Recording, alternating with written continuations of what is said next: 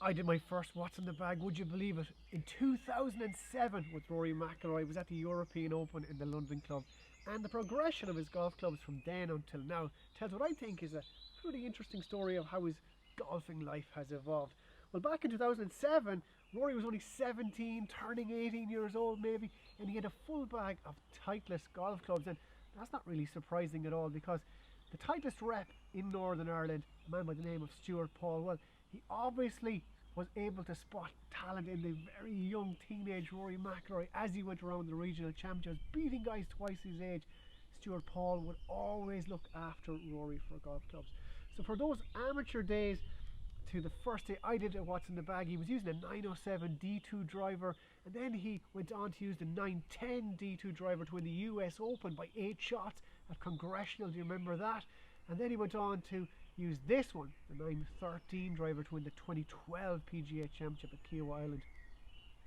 Now, Rory did spend many years as an amateur and initially as a pro with Titleist, and it's fair to say that during his Titleist time, he was very happy to change golf clubs as Titleist changed them. His irons, well, they went from 606s to ZM4s, and then finally to these MB style or muscle back irons, with which he won 2 majors. Now, there was one exception though, famously, and it was this beauty, the 906F fairway wood. Well, this one was in Rory's bag all the way from 2007 up to and including being used for his 2 Titleist major wins in 2011 and 2012. That is how much he absolutely loved this club. In 2013 then, well, we all know what happened then. He moved to Nike equipment.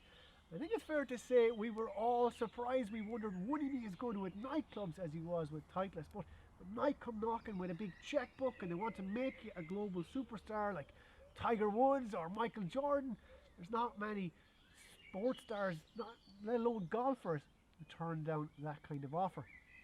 The thing we wondered though was, would Rory be as good with Nike equipment as he was with his Titleist golf clubs? But we needn't have worried really, because 2014 was massive for him. He won the Open Championship at Hoylake, he won a 2nd PGA Championship at Valhalla, and Rory transitioned from the Titleist MBs to those beautiful Nike VR Pro blades seamlessly. They're the same blades used by Tiger Woods. I wish I could use them. They were beautiful clubs, and those really stayed in the bag for Rory from the beginning to the end of his Nike days.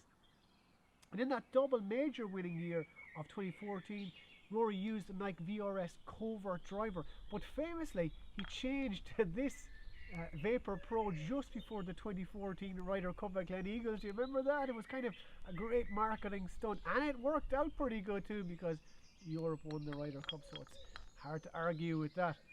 But what is hard to believe is that Rory hasn't won a major since 2014, because since then he has kept winning around the world, but just not at majors.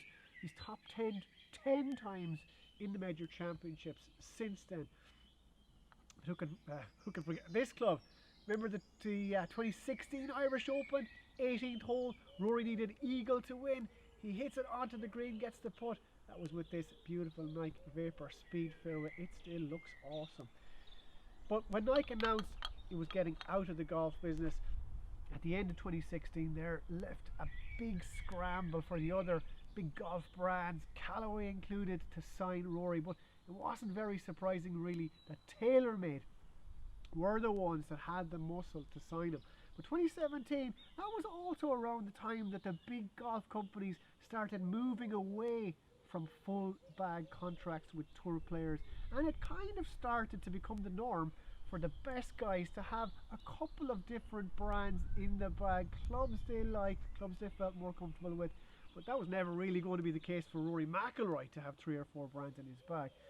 But his TaylorMade contract did have built in the freedom to choose any kind of putter that he wanted, and that could well have been a legacy of some of his rougher times with Nike, maybe on the greens, because he started out, as so many do, using a Scotty Cameron Newport 2 putter, not exactly this exact model, but a Newport 2 putter. But when he signed for Nike, he went to their Method 6 putter, kind of Nike's version of the Newport really. But there were a few times when he just got frustrated with his Nike putter and he put his Scotty back in the bag.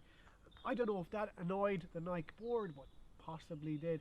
But at the end of his Nike days, Rory just went to the Scotty Cameron M1 mallet type putter, and he won the 2016 Tour Championship with that one.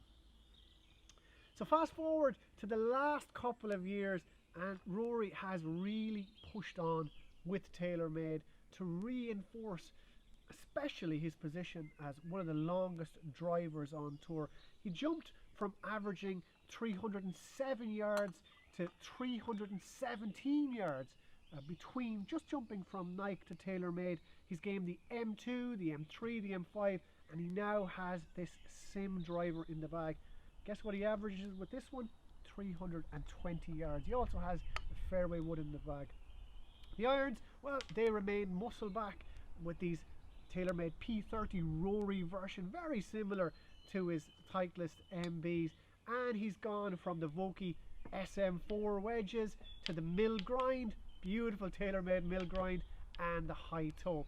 On the greens, Rory now works with Brad Faxon as a putting coach, and he's moved from the blade into high MOI putters like the Spider X type putter here, and it seems to be working well. 4 wins in 2019. He's now 24th in strokes gained putting. That's his highest finish ever in that stat.